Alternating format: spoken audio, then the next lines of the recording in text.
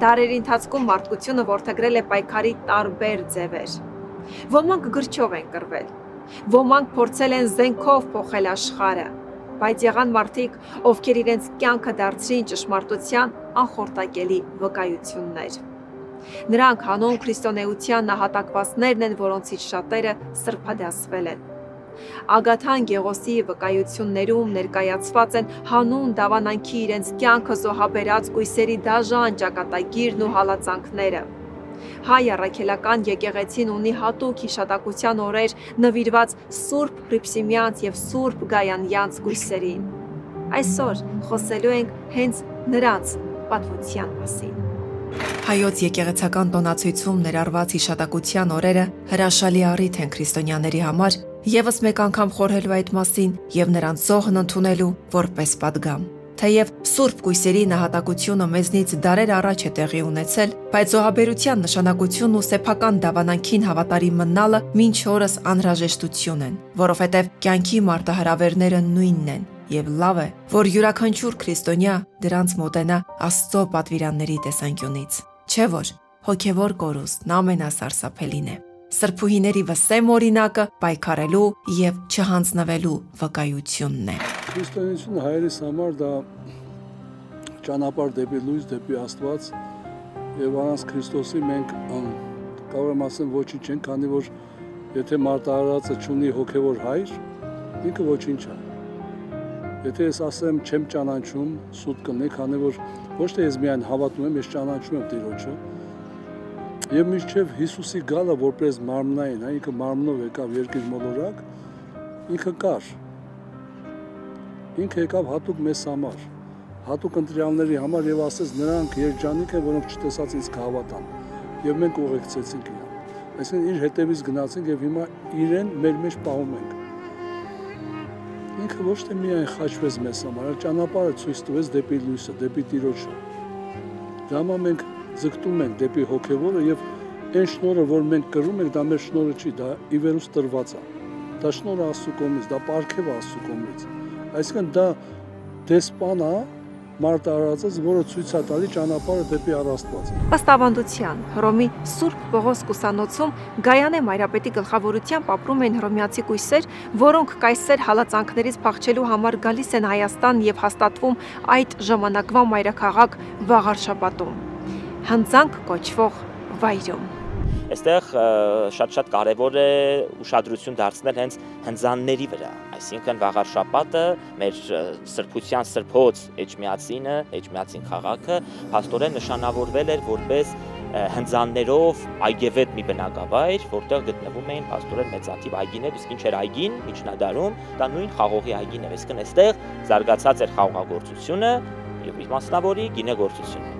Եվ ինչն է հետաքրքիր, որ կույսերը գալիս եւ ապաստանում են հենց հնձաններից մեկում, դարձնում են իրենց համար օթևան, իրենց համար ապաստարան, եւ ինչպես պատմիչն է գրում, կույսերից մեկը նահատակվեց հենց հնձանում, կամ հնձանից ոչ շատ հեռու։ Մի քանի այսպես դրվագներ կան, որ մասնագետների մոտ երկվություն են առաջացնում, ի վերջո հնձանի ներսում է նահատակվել, թե հնձանի մոտ է նահատակվել, բայց փաստելի է, որ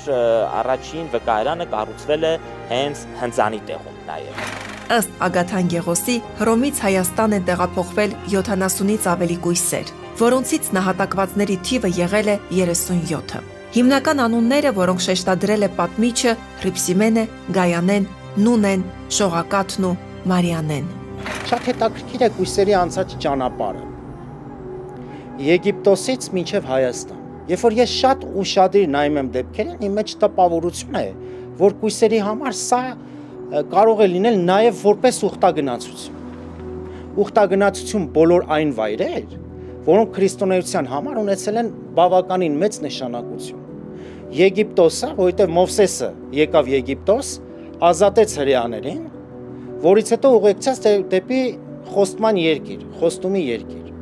Երկրորդ նրանց կետը Երուսաղեմն է։ Քրիստոսը այստեղ է եկել, այստեղ է քարոզել, խաչվել է եւ ապա առել հարություն։ Քրիստոսից հետո նրանք իրանց ճանապարհությունը շարունակում են Եդեսիա, որը մեր հայկական ընկալմամբ եւ պատմագրության մեջ անվանում են Ուրհա։ Դա նույն Ուր քաղաքն է, որտեղից դուրս էր եկել Աբրահամը։ Այսինքն Ուր քաղաքից Աբրահամը իր ընտանիքով տեղափոխվել էր նույն խոստումի երկիր։ Եվ 4-րդ իրենց կայանը Հայաստանը, որը դեռևս հին ժամանակներից հայտնի էր որպես սրբազան աշխարհ կամ սրբազան լեռնաշխարհ կամ աստվածների երկիր, իսկ Աստվածաշնչում որպես արարատյան երկիր։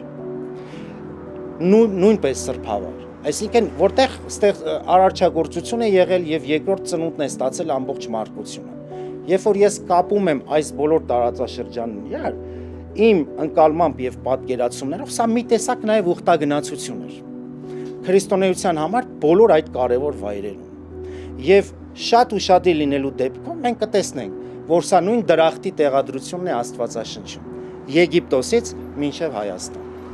Հռիփսիմեն հայ քրիստոնեական պատմության ամենավեհ նահատակներից մեկն է։ Նա իր հավատքը պահեց այն ժամանակ, երբ հայոց հեթանոսական արքայատողմը մեծ ջանք էր թափում քրիստոնեությանը հակադրվելու համար։ Լինելով կույսերից գեղեցկագույնը նա հրաժարվել էր Դիոկլետիանոս կայսրի ամուսնության եւ դավանանքը փոխելու առաջարկից, փախչելով Հռոմից։ Հռոմի կայսրը բարկացած լուր է ուղարկում Տրթատ թագավորին, որպեսզի նա փնտրի հայոց հողում պատասպարված Հռիփսիմեին։ Տրթատն անցնում է գործի, արքունիքի ենթականերին հրամայելով գտնել կույսին։ Սուրբ Հռիփսիմեի համառության,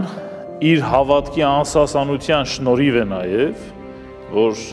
տեղի ունենում հայոց դարձը։ Թվում է, թե ուղղակիորեն Գրիգոր Լուսավորիչն է, որ հայոց մեծ դարձի պատճառը կամ խթանը հանդիսացավ, բայց դրա նախադրյալները ստեղծվեցին Սուրբ Հռիփսիմեի հավատքի ամրության շնորհիվ։ Պատճառը մեկն էր։ Դիոկլետիանոս անունով մի կայսր, որ Հռոմում էր, ցանկություն էր հայտնել կնության առնել Հռիփսիմեին եւ խնդրում եմ ուշադիր լինել, որ որևէ անպատիվ անվայելուչ առաջարկ չէր արվել Հռիփսիմեին։ Հռիփսիմեին առաջարկություն էր արվել դառնալ մի ամբողջ կայսրության կայսրուհի, որից հրաժարվել էր պարզ մի պատճառով, որովհետև սկզբունք ուներ, որովհետև որոշում ուներ կայացրած իր կյանքը ամբողջությամբ Աստծուն ծառայելուն եւ աղոթքին նվիրելու։ Հայաստանում ապաստան գտած գեղեցկուհի Հռիփսիմեն մազապուրս լինելով Հռոմի կայսրից բախվում է հայոց թագավոր Տրթատին, ով տեսնելով նրա գրավչությունը նույնպես առաջարկում է կնության առնել։ Հռիփսիմեն մերժում է նաև այս առաջարկը փոխարենը ենթարկվելով սաստիկ հալածանքների։ Հայոց արքայի հրամանով կտրում են նրա լեզուն, հանում աչքերը ու այժում քառատելով։ Տրթատ արքայի նազիր վեզիրները Հայաստանով մեկ սկսում են շրջել, փնտրել Հռոմից դեպի Հայաստան եկած կույսերին եւ նրանց գտնում են։ Պատմագիրները վկայում են, որ 27-ից 33 հոգի էին, իրենց գլխավորը մայրապետը Սուրբ Գայանեն էր, ավագը տարիքով, ով միշտ նրանց եւ խնամում էր, եւ ուսուցանում, եւ ոգեշնչում, եւ գոտ է պնդում։ Եվ ահա երբ լուրը գալիս է, որ Տրթատը որոշում է կնության վերցնել Սուրբ Կույս Հռիփսիմեին, ահա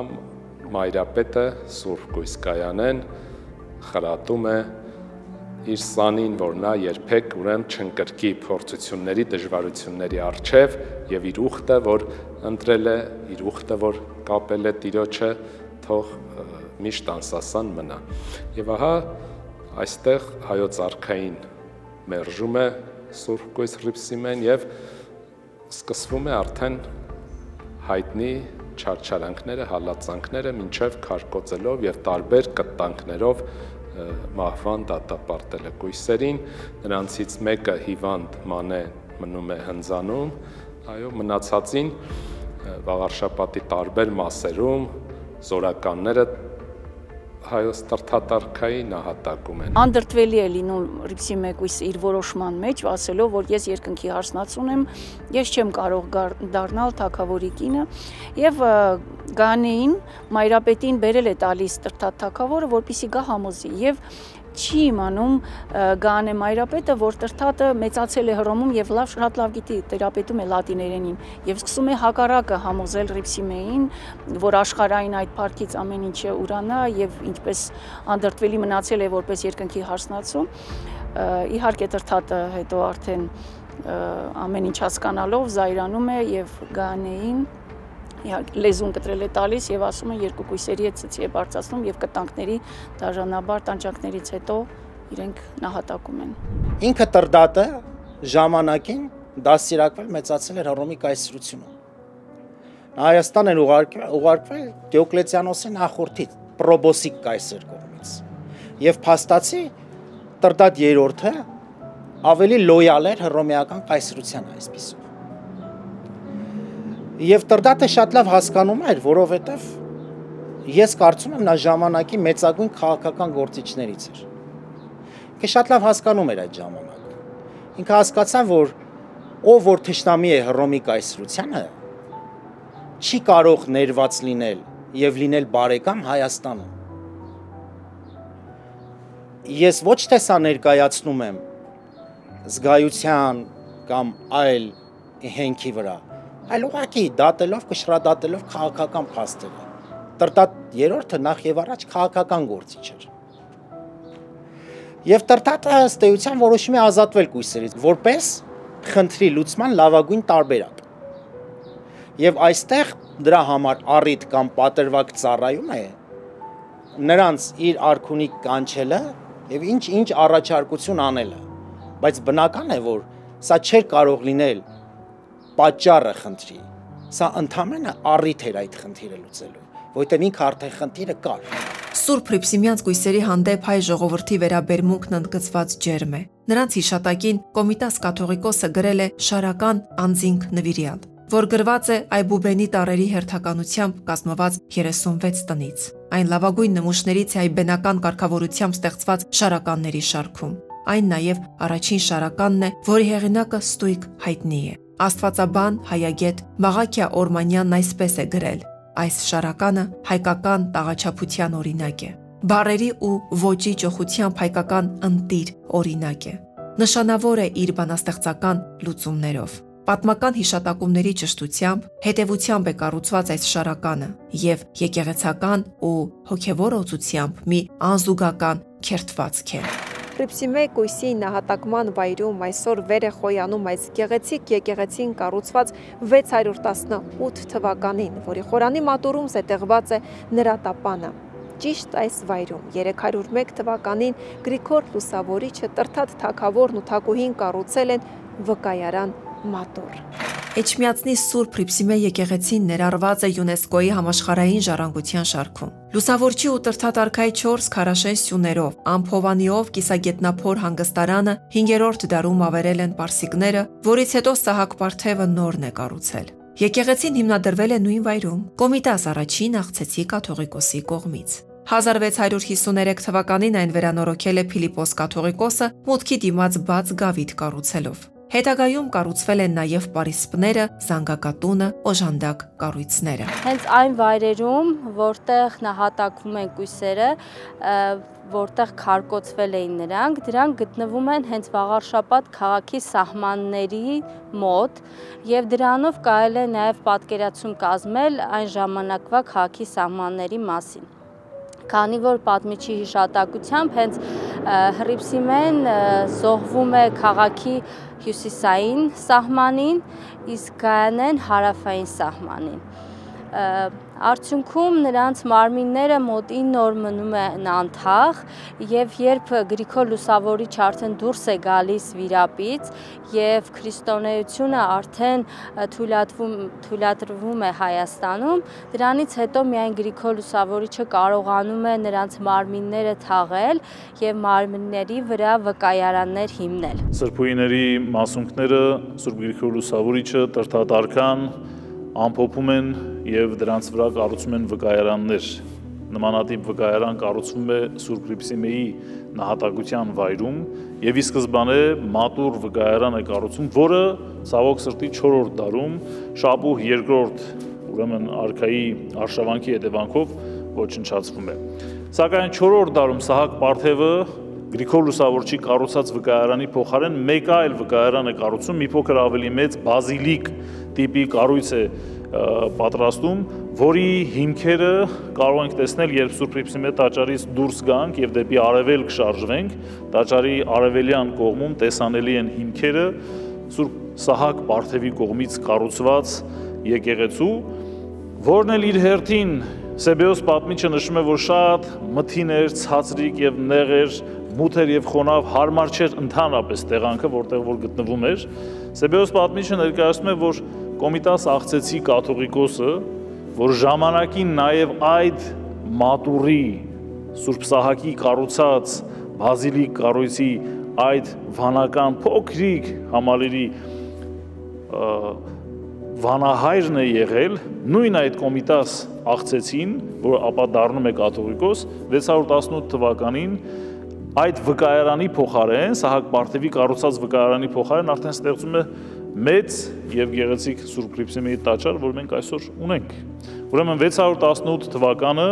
համարվում է ճշգրիտ թվական Սուրբ Հռիփսիմեի տաճարի կառուցման։ 1978 թվականին Հռիփսիմեի եկեղեցու հյուսիս-արևելյան պարսպի մոտ վերանորոգման աշխատանքներ կատարելու ժամանակ հայտնաբերվել էր վաղ քրիստոնեական շրջանի բազիլիկ տիպի մի եկեղեցի մատուռ։ Իսկ 1979 թվականին նույն մատուրի մեջ կատարված պեղումների արդյունքում ի հայտ են եկել մի շարք գերեզմաններ գլխատված աճյուններով։ Սրանք համարվում էին Սուրբ Հռիփսիմեի 32 հավատակից գույսերի աճյունները։ Այս մասին Վազգեն առաջին ամենայն հայոց հայրապետը եւ Մայրաթորի դիվանատունը հատուկ հաղորդագրություն են հրապարակել, որում ասվել է. Սույն նորագույն հայտնագործությունը մի նոր նյութական վկայություն է հայոց քրիստոնեական հավատքի պատմական վավերականության։ Տեսեք, ընտրյալ մարդիկ կան, որոնք եկել են Հայաստան եւ ոչ թե միայն քարոզել են, այլ իրենց ապրելաձևով իրանք քարոզել են, իրենց ներկայությունը արդեն քարոզ էր։ Վերցնենք Հռիփսիմեին, որ 70 կույսերով եկան Հռոմից եկան Հայաստան եւ թագավորը սիրահարվեց Աստվածին գեղեցկուի, այդպես գեղեցկուի ամեն օր չէր կարող տեսնել, եւ ցանկություն էր գրկեր, հիանալ, բայց Հռիփսիմեն ինքը իր էությամբ սուրբ էր, հրաժարվեց եւ ընտրեց այն ճանապարհը, որ միլիոնավոր մարդիկ չեն ընտրի։ Ընտրեց ավելի ճիշտը մահը, բայց որտեղ կյանք է ստեղծվում, որտեղ կյանք կա, քանի որ հիշում եմ Հիսուսը կողքի խաչվածին ասում է այսօր դու իմ հետ կենես հայրիկի մոտ, դրախտում։ Հռիփսիմեն ու Գանը այդ ճանապարհ ընտրեցին։ Էս է միակ ճանապարհը Տիրոջը տեսնելու, հիանալու իանով եւ ասեմ ձեզ, որ միակ ճանապարհն է սիրո։ Դա է սերը, ագապե սերն է, այդ հավեր սերն է, քանի որ ինքը ամենուր, օդի մեջ, շնչի մեջ, խոսքի մեջ, ինքը ամենուր է։ Ավանդությունն ասում է նաև, որ անմիջապես Հռիփսիմեի տաճարում է ամփոփված նաև Կոմիտաս աղցեցի կաթողիկոսը, որի տապանը ցավալիորեն անտեսանելի է։ Տարբեր հեղինակներ, տարբեր պատմաբաններ, տարբեր վարկածներ են նշում։ Նաև ասում են, որ տապանի վրայի գրվածքը, գրությունը տարբեր վերանորոգչական աշխատանքների ժամանակ միգուցե մաքրված լինի, Շահ Խաթունյանն է սա ասում, բայց հստակ է, որ ժամանակին դամբարան մուտքը դեպի մասունքարան, դեպի վկայարան մուտքը Սուրբ Հռիփսիմեի եղել է անմիջապես խորանի առջևից, որովհետև Կոմիտաս աղցեցի կաթողիկոսը, երբ որ քանդում է կամ արդեն փլատակներն է մաքրում Սուրբ Սահակ Պարթևի կառուցած վկայարանի, այդ ժամանակ ինքը վկայարանը մի կողմ թողնելով հանդերձ, որտեղ որ Հռիփսիմեն թաղված էր, որտեղ որ մասունքներն էին գտնվում, այդ վայրը պահում է նույնությամբ եւ դրա վրա է կառուցում, դամբարանի վրա է կառուցում Սուրբ Հռիփսիմեի տաճարը, այդ է պատճառը նաեւ, որ անմիջապես խորանի ներքևի հատվածում է, խորանի տակ է գտնվում Սուրբ Հռիփսիմեի գերեզմանը եւ մասունքները։ Ուրեմն Կոմիտաս աղցեցի կաթողիկոսը ավանդությունն ասում է, որ թաղված է այն վայրում, որտեղից որ դուռն էր բացվում դեպի մասունքարան, դամբարան իջնելու համար։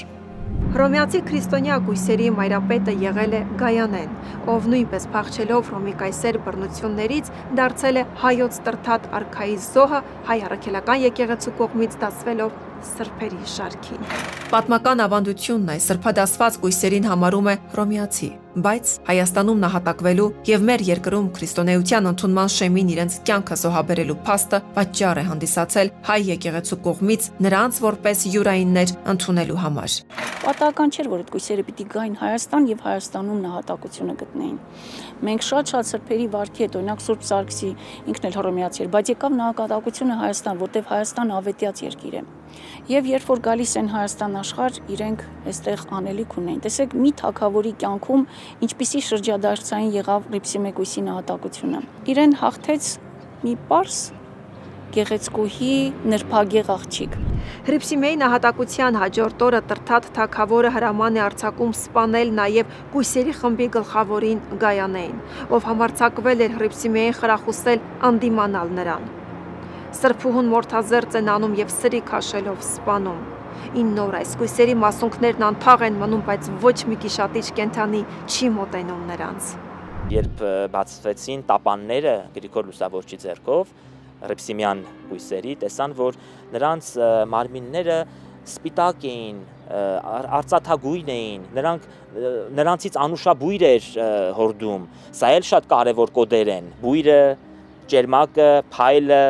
չնեղման գործոնը, որոնք ցույց են տալիս սրբերին արդեն հատուկ երևույթներ, որոնք եւ կնքվեցին Գրիգոր Լուսավորչի կողմից, ամփոփվեցին արդեն առաջին քրիստոնեական դամբարաններում, որի վրա պետք է դներ իր երկրորդ կնիքը Սահակ Պարթևը, որը կառուցեց Բազիլիկ եկեղեցին, եւ Կոմիտաս կաթողիկոսը, որը պիտի կառուցեր արդեն Հռիփսիմեի տաճարը։ Այսինքն մի հետաքրքիր ընթացակարգ ենք մենք այստեղ տեսնում, որ ուղղակիորեն գալիս է ապացուցելու այն տեղեկությունը, որը հաղորդում է Ագաթանգերոսը։ Հայ մանրանկարիչները նույնպես անդրադառնալով այս թեմային ստեղծել են գեղեցիկ աշխատանքներ իրենց ձեռագրերում, ընդօրինակած ձեռագրերում, դրանցից հատկանշական է նշել Մատենադարանում պահվող 979 ձեռագիրը, ճաշոցը, որտեղ Կիլիկյան մանրանկարչության գլուխգործոցներից մեկն է, որում լուսանցապատկերում պատկերված է Գրիգոր Լուսավորիչը։ Ձեռագիր կա նաև գտնվում է Երուսաղեմում, այդտեղ նույնպես Գրիգոր Լուսավորիչը եւ Տրթատ թագավորն են պատկերված, թե ինչպես է մկրտում Գրիգոր Լուսավորիչը Տրթատ թագավորին։ Զայրացած Տրթատը հրամայել է կտրել այն լեզուն, որով Գայանեն համոզել ու գոտեպնդել է Հռիփսիմեին չհնազանդվել արքային եւ մերժել նրա ամուսնական առաջարկը։ Գայանեի ու նրա երկու հավատակիցների նահատակությունը տեղի է ունենում Վաղարշապատ քաղաքից դուրս հարավային կողմում։ Հայ արվեստում իրենց ուրույն տեղն ու նշանակությունն ունեն Սուրբ Կույսեր Հռիփսիմեին եւ Գայանեին նվիրված ճարտարապետական կոթողները եւ հաստոցային սրբանկար հորինվածքները։ Այս առումով բավական ուշագրավ օրինակներ ունենք Սուրբ Էջմիածնի հավաքածուում, որտեղ պահվում են Սուրբ Կույս Հռիփսիմեի եւ Սուրբ Կույս Գայանեին նվիրված երկու սրբանկար հորինվածք, որոնք ստեղծվել են 18-րդ դարասկզբում եւ վերագրվում են Հովնաթանյան տոհմի նկարիչների վրձնին։ Առաջին նշված նկարը, որ պատկերում է Սուրբ Հռիփսիմեին, ուղղաձիգ կտրվածքում կանգնած Հռիփսիմեն է եւ ոտքերի տակ երեսնիվայր ընկած Տրթատ արքան է։ Մի հետաքրքիր դրվագ այս նկարի հետ կապված պատմական Սիմոն կաթողիկոսի ցուցակում այս նկարը նշվում է որպես, հիշատակվում է որպես Սուրբ Հռիփսիմե Կույսը խաչն ուսին եւ Տրթատ արքան ոտքերի տակ, այսպես կարելի է վերնագրել այդ հիշատակումը։ Սակայն 1910 թվականի մի պատկերացույցում, որտեղ արդեն կրկնօրինակման ձևով ներկայացված է այս նկարը, բայց Սուրբ Հռիփսիմեի ոտքերի տակ խոտեր ու ծաղիկներ են, այլ ոչ թե Տրթատ արքան։ Առեղծվածը բացահայտվեց կամ գաղտնիքը բացահայտվեց միայն 20-րդ դարասկզբում, երբ 1966 թվականին նկարիչ վերականգնողները իրենց վերականգնման աշխատանքների արդյունքում առաջնային շերտը նկարից հանեցին եւ դուրս բերվեց Տրթատ արքայի գլուխն ու մարմնի որոշակի հատվածը։ Նկարիչը փորձել է նկարում վրեժխնդրություն լուծել Տրթատ արքայից, սակայն հետագայում հոգևոր հայրերի, միգուցե կաթողիկոսի կողմից նման մոտեցումը հավանության չի արժանացել։ Ինչու՞, որովհետև բացի այն, որ Տրթատի կողմից եւս որոշակի հալածանք իհարկե եղել է Կույսերի հանդեպ, սակայն նաև չենք մոռանում, որ Տրթատ արքան ինքը ընդունեց քրիստոնեություն եւ պետականորեն ընդունեց երկրում քրիստոնեություն եւ այդ փաստը, որպեսզի ավելի ակնառու դառնա, շատ ավելի տեղին էր, քան նկարչի սուբյեկտիվ մոտեցումը եւ փաստորեն ծածկել են տվել այդ հատվածը, որպեսզի քրիստոնեություն ընդունած արքան չհայտնվի Սուրբ Կույսի ոտքերի տակ այդպես սորադասված վիճակում։ Յուրաքանչյուր սրբի նահատակություն ցույց է տալիս, թե որքան նվիրված ու հավատարիմ կարող են լինել իրենց դավանանքին կառչած մարդիկ։ որոնք ընտրել են այլ ճակատագիր, չվախենալով մահից, տանջանքներից, հալածանքներից ու չարչարանքներից։ Հանուն Քրիստոսի պատրաստ են եղել ապրել ու մեռնել։ Եվ դա նրանք ապացուցել են իրենց կյանքով։ Սա մեծ օրինակ է հավատավորների համար։ Եզր առաջին փառաշնակերտցի կաթողիկոսը Սուրբ Գայանյանց կույսերի մատուրի տեղում նախաձեռնում է կառուցել Սուրբ Գայանե վանքը, որտեղ գետնափորերում ամփոփված են նահատակված կույսերի ոսկորները։ Սուրբ Գայանեի վանքը միջնադարյան կառույց է, հիմնված Գրիգոր Լուսավորչի, Տրչատ թագավորի, Խոսրովի Դուխտի ու Աշխեն Թագուհու կառուցած վկայարանի վրա, որը 395 թվականին վերակառուցել է Սահակ Պարթևը,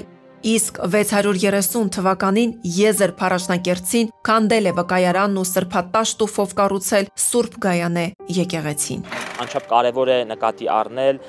Վաղարշապատ քաղաքի մոդելը առհասարակ։ Մայր տաճարը եւ 3 արբանյակ կարելի ասել եկեղեցիները, որը ինչ որտեղ կարող ենք նաեւ ասոցացնել երկնային Երուսաղեմի գաղափարի հետ։ Այսինքն մենք Վաղարշապատում ունենք մի նոր Երուսաղեմյան մոդել, որը այնպես չի որ նորույթ է, դա մասնագետների կողմից, արվեստաբանների, ճարտարապետների կողմից դա քանիցս նաեւ փաստագրվում է, բայց դիտարկենք այս համատեքստում նաեւ Երուսաղեմյան մոդելը, Մայր տաճարն իր 3 գլխավոր տաճարների՝ Գայանեի, Հռիփսիմեի եւ Շողակաթ տաճարների հետ միասին, այսինքն մի երևույթ է սա, որը մենք չունենք որևէ այլ քրիստոնեական, հայկական միջավայրում։ Հետևաբար մեր համահայկական հոգևոր կենտրոնը դիտարկենք նաև Երուսաղեմյան ճարտարապետական մոդելի համատեքստում, որը ի վերջո գծագրվեց հենց Հռիփսիմյանների նահատակության համատեքստում։ 17-րդ դարում եկեղեցին եղել է կիսավեր ու լքված։ Փիլիպոս առաջին Աղբակեցին 1652 թվականին հիմնովին վերակառուցել է այն, վերականգնելով ծածկն ու գմբեթը։ Միաժամանակ ստեղծել են եկեղեցու հիմքերը ստորգետնյա ջրերից պաշտպանելու համար վանքի հարավային պարսպից դեպի դաշտ ջրահեռացման համակարգ, որպեսզի ջրերը օգտագործվեն նաև ոռոգման նպատակով։ 1688 թվականին Եղիազար առաջին այն թափցին կառուցել է վանքի միաբանության շենքերը, Պարիսպը արևմտյան կողմից կցել եռակամար գավիթ սրահ։ Նրա հարավային եւ հյուսիսային ծայրերին կառուցել պատարագամատույց սեղաններով Պողոս եւ Պետրոս առաքյալներին նվիրված մատուրներ։ 1764 թվականին Սիմոն առաջին Երևանցին եկեղեցու տարածքում կառուցել է ստորգետնյա խոշոր սառցատուն վանքի մթերքները պահելու համար, իսկ Գևորգ IV Կոնստանտինոպոլսեցու օրոք վանահայր Վահան Բաստամյանցը նորոգել է վանքը, կառուցել արևմտյան կամարակապ դարպասը, վանահոր եւ միաբանների բնակելի շենքերը, դպրոց եւ տպարան, հրատարակելով դպրոց ամսագիրը։ 1959 թվականին Սուրբ Գայանե եկեղեցին նորոգվել է, բարեկարգվել տարածքը, Բաքում կառուցվել մատաղատուն ու աղբյուր։ 1977-ից 1980 թվականներին Լոնդոնահայ Հարություն Մութաֆյանի բարերարությամբ վանքի միաբանության շենքերը նորոգվել են եւ զինվել ժամանակակից հարմարություններով, քարե սալերով ծածկվել են եկեղեցու տանիքը եւ գմբեթը։ Սրբուհիների անթաղ մարմիններն 9 օր անց տապաններում ամփոփել է Գրիգոր Լուսավորիչը խորվիրապից դուրս գալուց հետո։ Հռիփսիմեին թաղելով իր հավատակիցների հետ Գայանեին իր, իսկ հիվանդության պատճառով միայնակ մնացած կույսին Սուրբ Մարիանեին հնձանքում, որտեղ էլ հենց նահապետ առաջին Եդեսացի կաթողիկոսը կառուցել է Սուրբ Շողակաթ վանքը։ Շողակաթը 17-րդ դարի կառույց է, իր կառուցվածքով բնորոշ է 17-րդ դարի գմբեթավոր բազիլիկ տիպի եկեղեցիներին եւ ըստ ավանդության Շողակաթի տեղում մահացել է հիվանդ կույսերից մեկը, որը չէր կարողանում փախչել մյուս կույսերի նման հեռանալ քաղաքից եւ փորձելով դուրս գալ եւ տեսնել թե ինչ է կատարվում իր ընկերուհիների հետ, նա այդ վայրում է նահատակվել։ Հետագա դարերում Շողակաթը նաև անվանել են Սուրբ Մարիանե եւ ենթադրվում է, որ այդ հիվանդ կույսը, որը մահացած էր, ի սկզբանե Ագաթանգեղոսը անունը չի հիշատակում, սակայն արդեն հաջորդ դարի պատմիչները այդ կույսին վերագրում են հենց Մարիանե անունը, որ նա է եղել եւ նրա հենց աջունի տեղում էլ կառուցվել է Շողակաթ եկեղեցին։ Ըստ ավանդության Սուրբ Շողակաթ վանքը կառուցվել է հենց այն տեղում, որտեղ նահատակված Հռիփսիմյանց կույսերի վրա շող է կաթացել։ Սուրբ Շողակաթ եկեղեցին փոքրածավալ, բայց ճարտարապետական գեղեցիկ հուշարձան է։ Այն Էջմիածնի ճարտարապետական համալիրի ամենանոր կառույցն է։ Կառուցվել է 1694 թվականին Հռիփսիմե վանքի արևմտյան մասում։ Արևմուտքից կից է գավիթը, պսակված զանգակատան ութասյան ռոտոնդայով։ Ունի մուտքեր արևելյան եւ արևմտյան կողմերից։ Եկեղեցուն շատ մոտ փոքրիկ մատուռի ավերակներ կան։ Մատուռն ըստ ամենայնի եղել է 5-ից 6-րդ դարի կառույց։ Եկեղեցուց հարավ-արևմուտք պեղումներով բացվել են սրբատաշ տուֆից կառուցված միանավ եկեղեցու ավերակներ։ Սուրբ Շողակաթ եկեղեցին 2000 թվականից գրանցված է ՅՈՒՆԵՍԿՕ-ի համաշխարհային ժառանգության ցանկում։ Այս գեղեցիկ գմբեթավոր դահլիճի նման եկեղեցին վերակառուցվել է 1694 թվականին։ Հատակագծի ձևը բնորոշ է միջնադարի նմանատիպ կառույցներին, ինչն էլ թույլ է տալիս ենթադրել, որ Շողակաթ եկեղեցին կառուցվել է 6-ից 7-րդ դարերում, ինչ որ շինության հիմքի վրա։ Շողակաթի մոտ գտնվող մի բազիլիկ եկեղեցի կա, որը եւս պեղումների արդյունքում է հայտնաբերվել 1979 թվականին եւ այդ պեղումների ընթացքում բացվել են շրջակայքում տաճարի բացվել են հնձաններ, բացվել են գինու մառան, ինչը եւս մեկ անգամ փաստում է, որ իրոք պատմիչի տեղեկություններ այն մասին, որ կույսերը հնձանում էին ապրում, հաստատվում է արդեն փաստացի հնագիտական պեղումների արդյունքում։